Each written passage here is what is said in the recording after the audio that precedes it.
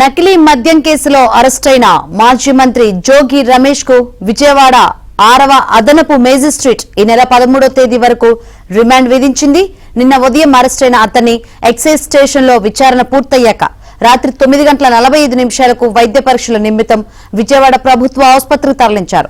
పరీక్షల అనంతరం పొద్దుపోయాక అర్ధరాత్రి సమయంలో 6వ అదనపు జ్యుడిషియల్ మేజిస్ట్రేట్ కోర్టులో హాజరుపరిచారు.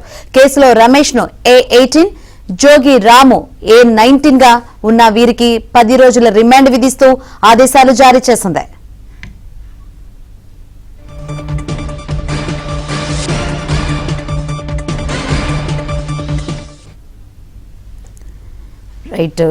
జోగి రమేష్ కు అదేవిధంగా ఆయన తమ్ముడు జోగి రాముకు 10 రోజుల పాటు రిమాండ్ విధిస్తూ మేజిస్ట్రేట్ ఆదేశాలు జారీ చేసింది. మరిన్ని వివరాలు అందించేందుకు మా ప్రతినిధి ప్రసాద్ లైవ్ ద్వారా సిద్ధంగా ఉన్నారు.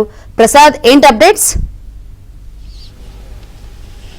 శంకరి నకిలీ మద్యం కేసులో జోగి రమేష్ అతని సోదరుడు జోగి రాములుకు ఈరోజు 6వ అదనపు మెట్రోపాలిటన్ కోర్టు రిమాండ్ విధిస్తూ ఉత్తర్వులు జారీ చేసింది. ఈ నెల 13వ తేదీ వరకు కూడా ఇద్దరికి రిమాండ్ విధించగా కొద్దిసేపటి క్రితం ఈ కోర్టు దగ్గర నుంచి విజయవాడ జిల్లా జైలుకి తరలించారు.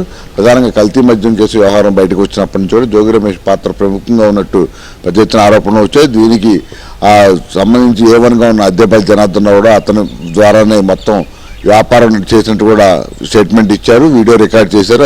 వారం రోజుల కస్టడీలో కూడా జోగి రమేష్ ద్వారా ఏ విధంగా లబ్ధి పొందాము, ఏ విధంగా సహకారం అందుకున్నాము, ఆర్థిక లావాదేవీలు ఏ విధంగా జరిగాయి అనే అంశాలకు సంబంధించి ఆయన ఇచ్చిన స్టేట్మెంటు, సేకరించిన సాక్ష్యాల ఆధారంగా ఈరోజు నిన్న ఉదయం ఆ నివాసానికి వెళ్లి జోగి రమేష్ని అతని సోదరుడు జోగి రామును కూడా అదుపులో తీసుకున్నారు.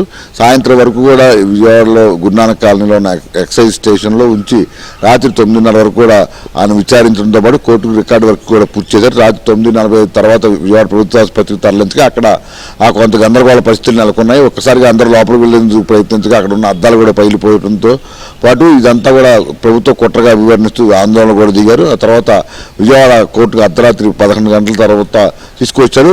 ఆ న్యాయాధికారి 12 గంటల నుంచి కూడా దాన్ని ఉదయం 4 వరకు కూడా విచారణ చేస్తూనే ఉన్నారు. దీనికి సంబంధించి ఇరు వర్గాల న్యాయవాదులు కూడా ఆ తీవ్రస్థాయి వాదనలు కూడా వినిపించారు. ప్రధానంగా ప్రాసిక్యూషన్ తరఫున ఈ కేసులో మొదటి నుంచి కూడా జోగి రమేష్ పాత్ర చాలా కీలకంగా ఉందని A1, A2 అద్దెపల్లి జనార్దన్ రావు, అద్దెపల్లి జగన్మోహన్ రావుకి A18గా ఉన్న జోగి రమేష్, A19గా ఉన్న జోగి రాము వీరిద్దరు కూడా మొదటి సాన్నిహిత్యంగా ఉండడంతో పాటు 2006 నుంచి కూడా మద్యం సంబంధించి ఇద్దరికి లావాదేవీలు జరిగినాయి. కొన్ని వైన్ షాపులకు సంబంధించి కూడా జోగి రమేష్ అతను సహకరించారని కూడా మొత్తం వాదనలు వినిపించారు.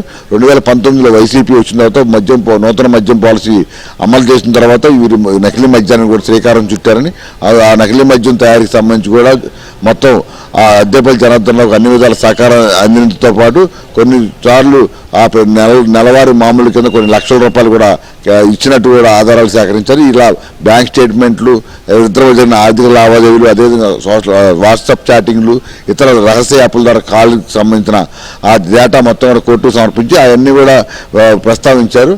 అయితే జోగి రమేష్ తరఫున మాత్రం పొన్నవోలు సుధాకర్ రెడ్డి వాదనలు వినిపించారు. ప్రధానంగా ఈ కేసు అంతా రాజకీయ కుట్రతో ముడిపడి ఉందని, జోగి రమేష్ మంత్రిగా పనిచేశారు, తరచూ కూటమి ప్రభుత్వం తప్పులు చూపుతున్న నేపథ్యంలో ఉద్దేశపూర్వకంగానే అతనిపై కేసును నమోదు చేశారని కూడా చెప్పుకొచ్చారు. అంతేకాకుండా ఈ కేసులో అసలు ఈ నకిలీ మద్యం కేసు వ్యవహారమే జోగి రమేష్ స్వయంగా బయటికి తీసుకొచ్చారు. అటువంటి సమయంలో అతను ఎలా నిందితులు అవుతారని కూడా ప్రశ్నించారు. మరోవైపు ఈ కేసు సంబంధించి హైకోర్టులో కూడా CBI ద్వారా విచారణ చేయాలని కూడా పిటిషన్ దాఖలు చేసిన కూడా జోగి రమేష్. కాబట్టి ఇదంతా కూడా అతను అంతా ఓపెన్గా ఉన్నప్పటికీ కూడా కావాలని కుట్రతో ఇరికించారని కూడా వాదనలు వినిపించారు. ఇరు వర్గాల న్యాయవాదనలు సుదీర్ఘ వాదనలు పూర్తయిన తర్వాత దాదాపు మొత్తం అన్ని అంశాలు నోట్ చేసుకున్న న్యాయాధికారి ఈరోజు తెల్లవారుజామున 5 గంటల సమయంలో తీర్పు వివరించారు. ఈ నెల 13వ తేదీ వరకు ప్రాసిక్యూషన్ న్యాయవాదుల వాదనలతో ఏకీభవిస్తూ న్యాయాధికారి ఈ నెల 13వ తేదీ వరకు ఇద్దరు రిమాండ్ విధించగా ఇద్దరిని కొద్దిసేపటి క్రితం విజయవాడ జిల్లా జైలుకి తరలించారు. Shankari. Right, thank you Prasad, thanks for updates.